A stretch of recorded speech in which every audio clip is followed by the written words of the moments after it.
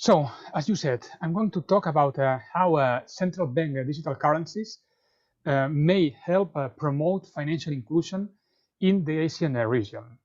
I'm going to try to do it in 20 minutes, and I must admit that it's going to be a challenge because normally it takes me like 45 minutes to 1 hour to talk about this topic, but still I'm going to try to make it as brief as possible. So this is the agenda of my session. I'm basically going to start by analyzing what a CBDC is. Then I'm going to proceed by analyzing the main CBDC projects throughout the world. Then I'm going to focus on the Digital Yuan, which is the most advanced project, as you all know, of course. And then I'm going to see what opportunities CBDCs may bring to the ASEAN region, which, as you will see, are many, but especially when it comes to promoting financial inclusion. So, about myself, I don't need to dwell on this part for much longer because Ravindra already introduced me. Just to mention and remind all of you that you can feel free to to connect with me via LinkedIn and ask me any question like now or in the future. I'm always going to be available, to solve any doubt that you may have.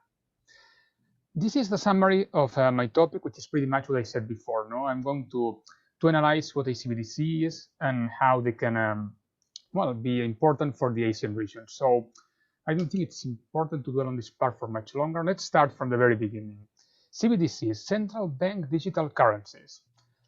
This topic has drawn a lot of attention from the media lately. Many people are talking about CBDCs, but I feel like it's important to try to describe what a CBDC actually is and what a CBDC is not, because you're going to see that there's like a lot of confusion in the media about this topic, surrounding this topic. So that's why I need to try to describe it the best possible way. A CBDC, before that, we need to start by analyzing what is central bank money. Central bank money is legal tender issued by a central bank, and it represents a claim against that central bank. So, for example, every time you use a euro, a yuan, a US dollar, you are using central bank money because it's been issued by a central bank, and that represents a liability, a claim against that central bank. So, I mean, so far so good. This is like a basic concept that we all know. But we need to take it one step further. What's a CBDC? A central bank digital currency is like nothing else but a digital version of that central bank money. In other words, a CBDC is nothing else but a digital yuan, a digital euro. So we are still talking about the euro, the yuan, the US dollar, but in a digital form.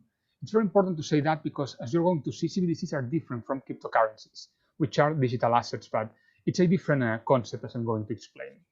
CBDCs, by its own very definition, are what we call programmable money. So this means that, unlike the traditional coins and notes, CBDCs may be programmed, designed to fulfill certain purposes or not. I think that part is very important as well. I'm going to come back to this later. But right now, I need to mention as well that a CBDC, to be a CBDC, needs to have two main features. And the two ones are the fact that a CBDC is always going to be digital. Otherwise, we wouldn't be talking about a central bank digital currency. And the other basic feature that it needs to have is the fact that a CBDC must always represent a liability against a central bank. This makes sense as well, because, as we saw before, we are talking about central bank money. So these are the two main features. Aside from those, CBDCs have some optional features that may be added or not.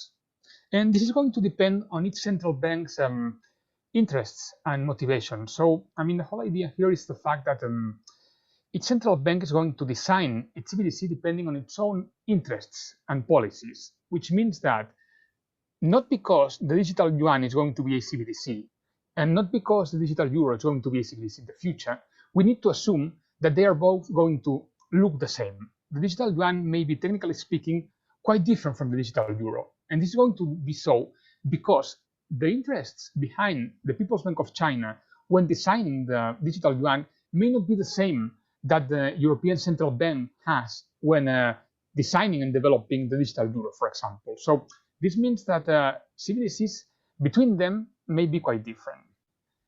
There are several possible motivations behind the CBDCs. As I said before, it's going to depend on each central bank to decide which one they prioritize. So CBDCs may, of course, be useful to replace physical bank notes. This purpose has become very important now during the COVID-19 pandemic, since many people wanted to stop using so many coins and notes, to prevent being infected from those. Well, that's a possible motivation, of course, but I think there are many more deeper possible motivations behind the CBDCs, such as, for example, monetary policy reasons, CBDCs as a tool to improve financial stability, CBDCs as a tool to promote financial inclusion, which is actually the main focus of my seminar today. CBDCs as well may be used as a way to prevent or fight against financial crime. They may be used as well for global geopolitics. So as you can see, there are many possible motivations behind, and it's going to depend on each central bank to see which one of the purposes is going to be like the main one. For example, when it comes to the digital yuan, I'm going to explain this later, but still I think it's important to mention this now as well. To me, the main purpose behind the digital yuan is for China to be able to internationalize at least a bit the RMB. The US dollar has been for decades the most used currency, the most widely used currency in international trade. And this is not going to change anytime soon, but still, China is trying to convert some of the US dollar denominated operations in international trade into RMB denominated ones. So that's to me the main purpose of the digital yuan. For example, if Indonesia were to deploy a digital currency, CBDC as well, they may be willing to do so to promote financial inclusion, for example. So as you can see, the reasons are several. One, I think there are two important distinctions to make before jumping to the next part of my presentation. First of all, CBDCs are not cryptocurrencies. It's very important to remark this. Actually, the rationale behind a CBDC and a cryptocurrency is actually the opposite. CBDCs, as I explained before, are central bank money, which means that they are issued by a central bank. They are legal tender. They represent a liability against a central bank. Whereas cryptocurrencies are part of this new movement known as DeFi, decentralized finance, which means that the idea behind cryptocurrencies is precisely this idea of lack of control, whilst the idea behind CBDCs is the opposite, is a currency issued by a central bank. And aside from that, there is also one more obvious difference. A CBDC is legal tender, whereas a cryptocurrency is a digital asset, but it's not, and it's not going to be, quite likely never in the future, a legal tender. That's very important to remark.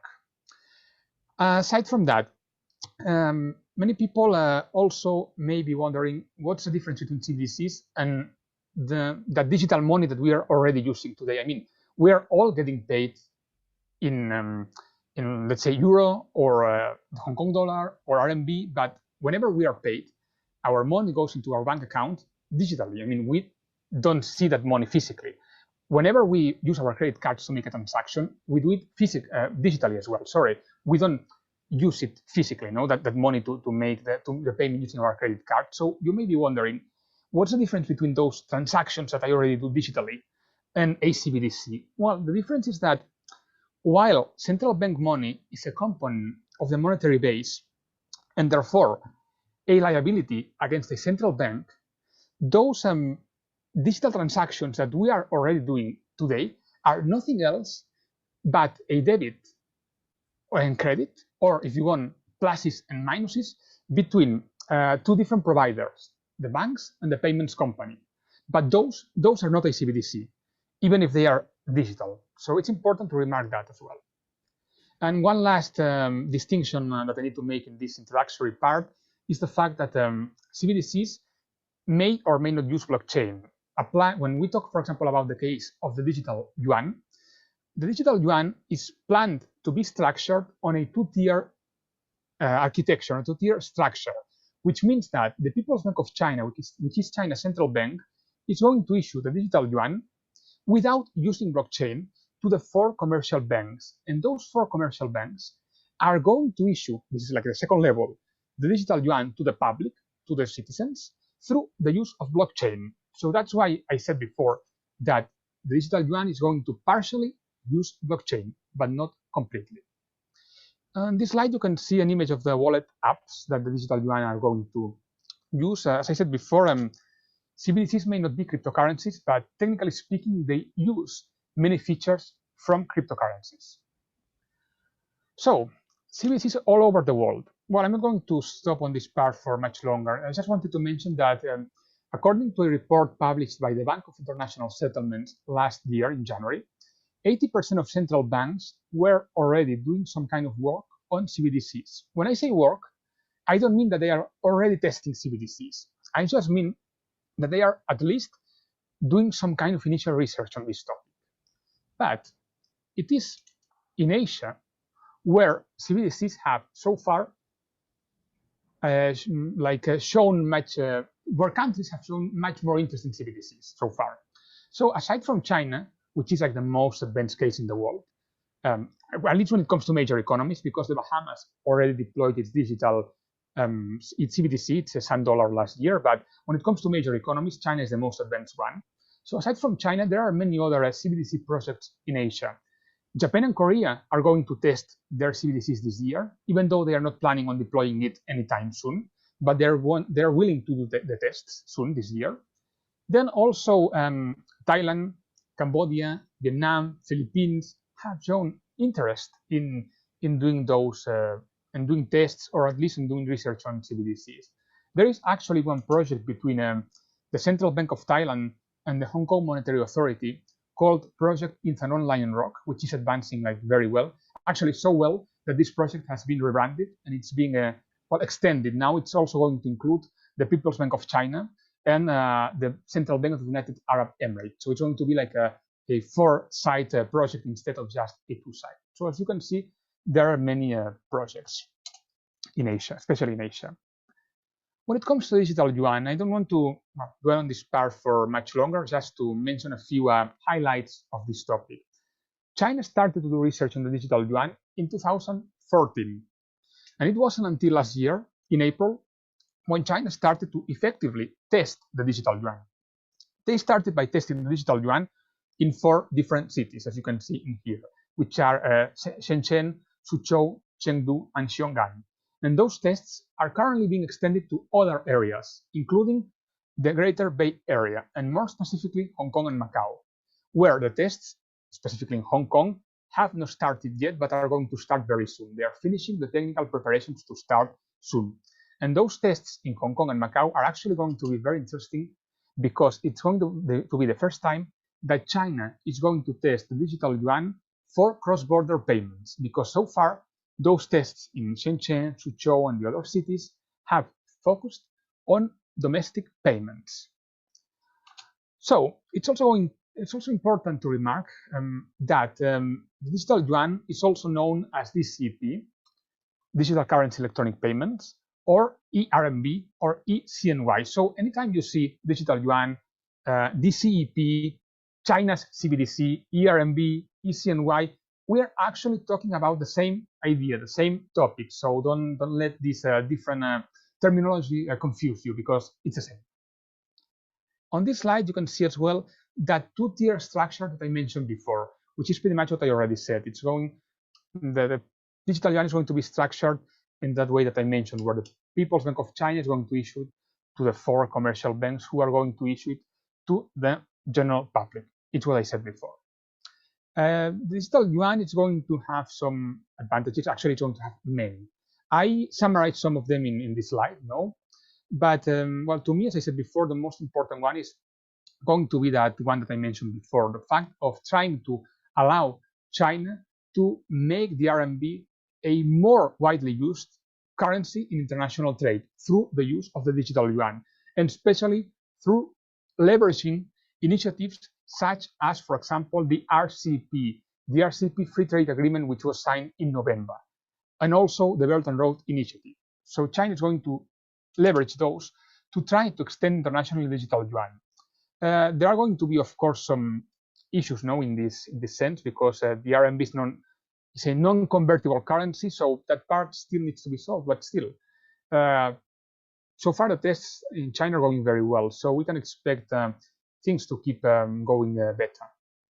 And before finishing the digital yuan, just a brief mention to where are we now when it comes to the tests of the digital yuan in mainland China. So basically, as you can see, those tests have been like well, increasing gradually. So my point is, in November, those tests include, as you can see, a very limited amount of people and a small amount of money. But right now, in January, for example, we saw this amount being increased 5 times to 250,000 people, and the amount was also increased of money of RMB 5 times, because China is, well, through these tests, China is precisely trying to see how the digital yuan is going to work, to see whether there is any flaw that they need to correct or not. And so far, I must say that the tests domestically have been very successful, which makes us think that China's target to deploy the digital yuan next year by the Winter Olympic Games in Beijing in 2022 is actually going to be met, this deadline that they established. And just to finish the digital yuan, just one remark when it comes to the fact that the digital yuan is going to support offline payments, offline transactions, whereas Bitcoin or this initiative led by Facebook called Diem, which used to be known as Libra, are not. So that's the main take from me in this slide. So just before finishing, for a few minutes, I'm going to talk about the opportunities that CBDCs bring to the ASEAN region, especially when it comes to financial inclusion. I mean, I don't need to remind you what ASEAN is, no, because I mean, you are already like either based in there or you were born in there, etc. So I mean, it's pointless to remind that part. But still, globally, according to the World Bank, 1.7 billion people, billion, not million, which, and we're talking about a lot of people, do not have a bank account. So in other words, 1.7 billion people are unbanked or underbanked. This is a huge amount of people. As you can see in the second part, China is the country with the world's largest unbanked population, followed by India, Pakistan, and Indonesia. Financial inclusion is, of course, well, something that needs to be fostered, to be promoted. I mean, the more people accessing the financial system, the more the lives of these people is going to improve, of course, and the more benefits, of course, for the other actors in the financial system, no? Because the more people joining your economy, the more potential buyers you have, etc. So financial inclusion is very important for everyone. When we focus on Southeast Asia, we can see that it's home to an unbanked population of more than 290 million people, which is a lot. But there's an interesting part of these stats that you need to well, that you need to check as well, and that made me think a lot as well. No, because even though only 18% of the population has access to credit in Southeast Asia, there is a 37% of the population which is what we call digital ready. In other words, these people, they already own a smartphone. They could get access to a proper bank account and credit if they had the means. So this means, or one of the many means, may be a CBDC. Because, I mean, one of the problems about financial inclusion, I mean, in some cases, financial inclusion is very hard to tackle, because if someone does not have access to a bank account simply because that person is poor, then in that case, I mean, this is going to be difficult to solve, because this, I mean, alleviating poverty doesn't come like overnight. But if these people do not have access to the financial system, not because they lack money, but simply because they lack, well, the physical access to a bank branch, which is something that happens very often in India, Indonesia, and other countries, because these underbanked people or unbanked people live in remote towns where they may have a smartphone, but they don't have access to a physical bank branch. In those cases, CBDCs may prove to be a very useful tool for people to be included in the financial system. So, as I said before, having access to a transactional account is a first step towards financial inclusion, because it allows people to store money and send and receive payments. I know this sounds obvious, but it's actually a big issue, and it's not easy to tackle this issue. But as I said before, CBDCs may prove very useful in that sense. There are other ways to promote financial inclusion on which I'm not going to dwell on because of lack of time, but still, aside from CBDCs, virtual banking may also be a useful tool because it's pretty much all around the same idea that I mentioned before. No, I mean, if you lack the access to a physical bank branch, you need to find ways to circumvent this issue. And CBDC is, of course, one of the ways, but then also virtual banking may as well be one way. So this is why I think that countries in Southeast Asia and also in South Asia, countries like not only Indonesia, Philippines, but also India, Bangladesh, Pakistan, well, should be very interested in the opportunities offered by CBDCs and virtual banking, because these two new areas may prove to be very useful for them in order to help that underbanked segment to become one more actor of the financial system. And as I said before, allowing underbanked people or unbanked people to become part of the financial system is actually a win-win. So because you're not only helping these people, as I said before, no, you're actually helping the whole of society.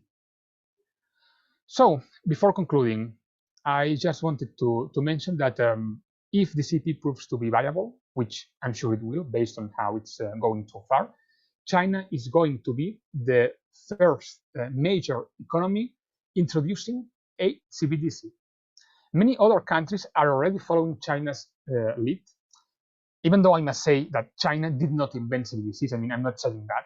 I'm not saying that neither China invented CBDCs, nor China's being so advanced is being the only drive for other countries to test. I'm not saying that, but it's undeniable that many countries are trying to speed up because of China being so advanced.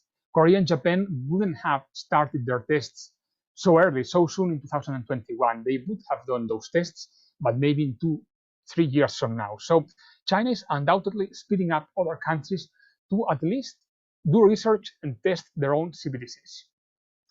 And just a couple more conclusions before finishing. Southeast Asia is home, as I said before, to a large unbanked population. And this population, in most cases, what they lack is access to a bank branch, not access to a smartphone or other technology. So that's why CBDCs may be useful in that sense, and as well as virtual banking. So that pretty much concludes my presentation. I think I was on time. So let's move now to the Q&A session. As I said before, aside from this session, you may feel free, of course, to reach out to me on LinkedIn at any time. I'm going to try to solve all your questions. So thank you very much for attending my talk. It's been a pleasure. Thanks, Dr. Oriol, for your time and for sharing with us your expertise, obviously on the CBDC knowledge and all the implications that it may have in the future, as you said, with different countries, but also different parties. So we will have perhaps one question from the floor. Because we still have 10 minutes before the session ending. So one question from Julia, who asks you, how do you think the ECB and FED will react to this Chinese acceleration towards the digital yuan? Yes, that's actually a great question. Well, I don't need to think that actually, because they already reacted.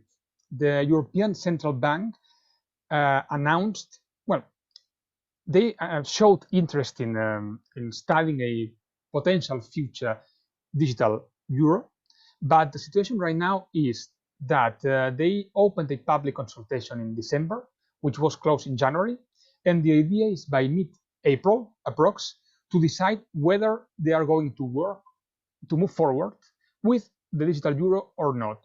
Quite likely, based on the interest that we've seen, they will. But still, Christine Lagarde already mentioned several times that a digital euro may take from 2 to 5 years to become a reality. And to be honest, I feel like, realistically speaking, it's going to be more likely 4 or 5 than 2 years. So the digital euro is not yet a project, because officially it's not, but if it finally becomes a proper project, which I'm sure it will, it's going to be still a reality, like 2 to 5 years away from us. When it comes to the Federal Reserve and the United States, until very recently, the United States wasn't interested in studying a digital US dollar.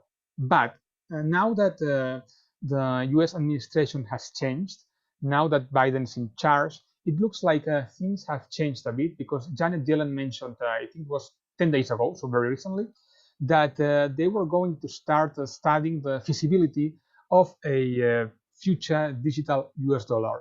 But still, I must mention two things. I mean, first of all, the US is much less advanced now than China, and even than the European Union, which means that it's going to take a while, no? Because I mean, if I said that it's going to take from 2 to 5 years to the European Union, for the US it's going to be much longer, because I mean, they didn't even start to do proper research or anything. So it's going to be like a long journey ahead.